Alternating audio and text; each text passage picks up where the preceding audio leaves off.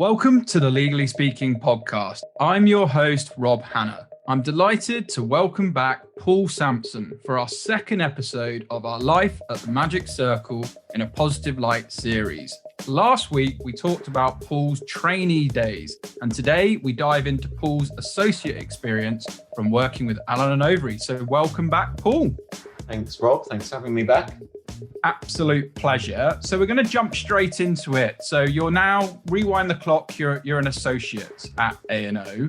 What advice would you give for those trainees as they qualify to help them get the next step to associate in a Magic Circle or international law firm? As we know, it's not always guaranteed.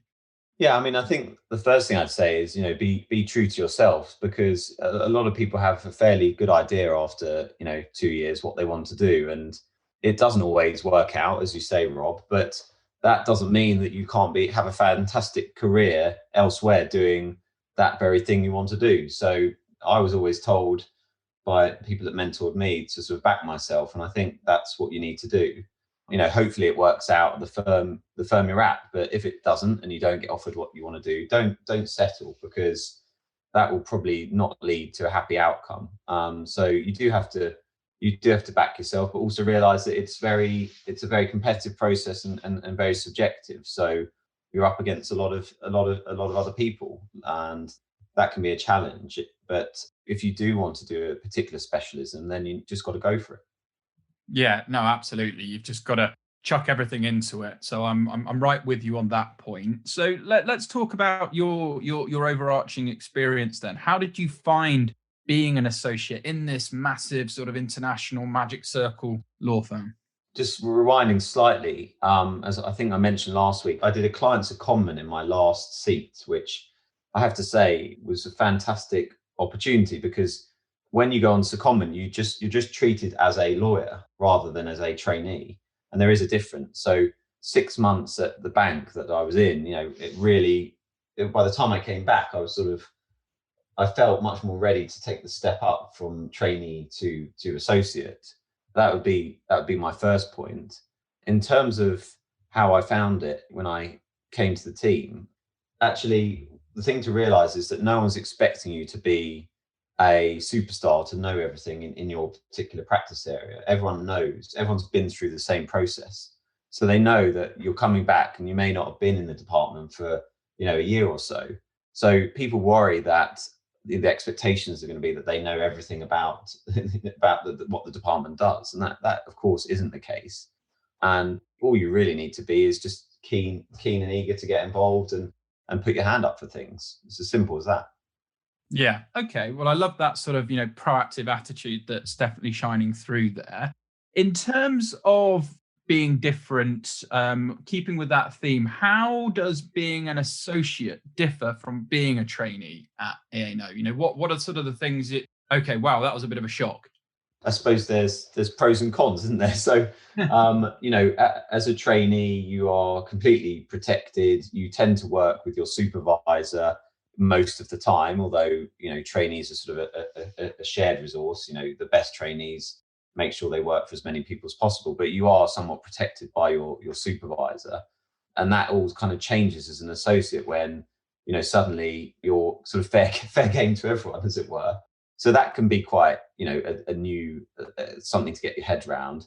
I also always joke with people that you just got to get through the first 6 months, and it's a bit like prison, because actually, as a trainee, if you're sort of not having a great time in a seat, then you can sort of count down to the end of it, and off you go to the next department, never to see those people again. But of course, when you qualify, that's kind of it. So it's a new feeling of, oh, I'm here now, and I've got to work with these people, and that does take some getting used to. But the benefit is you feel you're suddenly part of a family, right? And you realize that you're involved in conversations you weren't involved in before. The doors that were shut previously are suddenly open, and people are having conversations about, clients and gossiping and, talking about all sorts of things that as a trainee, you're just not privy to. So suddenly you sort of feel actually part of something.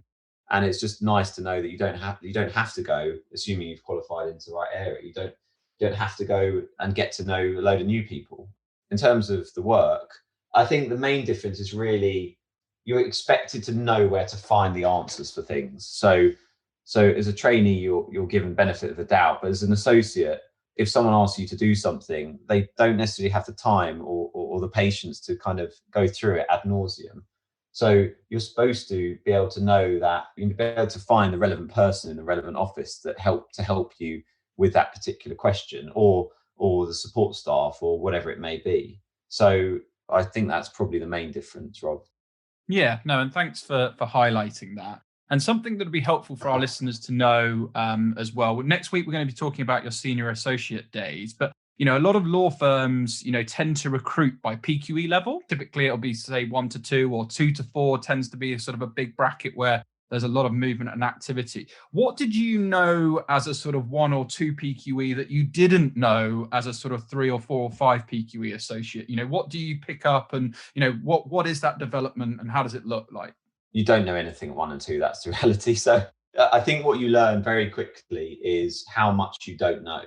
And that can be quite intimidating. But there's a point in your early days where you qualify, you've settled in, you know the team, you know the clients, you know your colleagues around the network.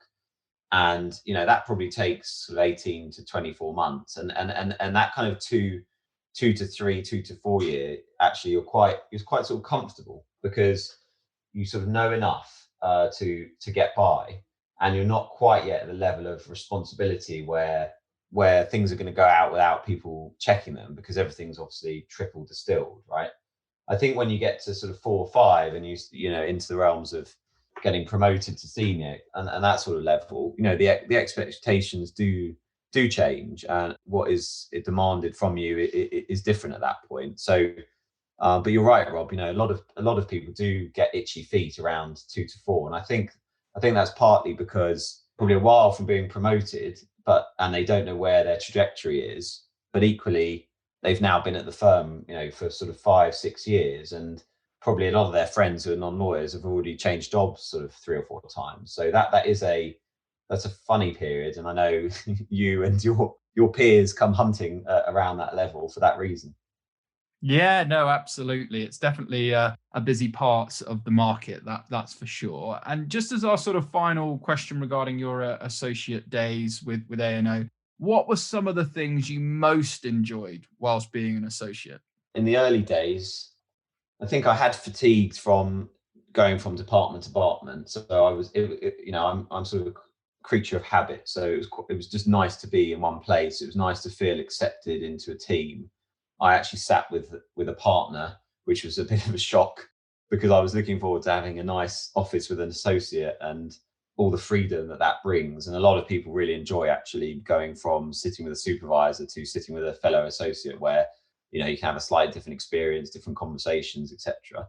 And my first day, I remember turning up on qualification and sort of the PA telling me that I was sat at the end of the corridor with a partner, which was a bit of a shock at the time, but it actually worked out really well. And I ended up doing all my work with him, and we just got on really well. And partners would come into the room, other partners, and have conversations that I was in the room on, and about the business and about various other topics. And I just liked being in the room rather than being the guy that gets kicked out of the room because they're the trainee, which does happen from time to time. Brilliant. Well, thanks so much once again, Paul. We've really enjoyed learning about your associate days with A&O. We look forward to chatting more next week for the third part of this mini-series, where we talk all about your senior associate days. But for now, over and out. Are you enjoying our latest mini-series in collaboration with Allen & Overy? Why not check out our main episodes out every Monday? In Season 3, we welcome 30 inspiring guests, including law firm partners, entrepreneurs, thought leaders, and legal tech trailblazers. We'll be back for Season 4 in early April, so stay tuned. Over and out.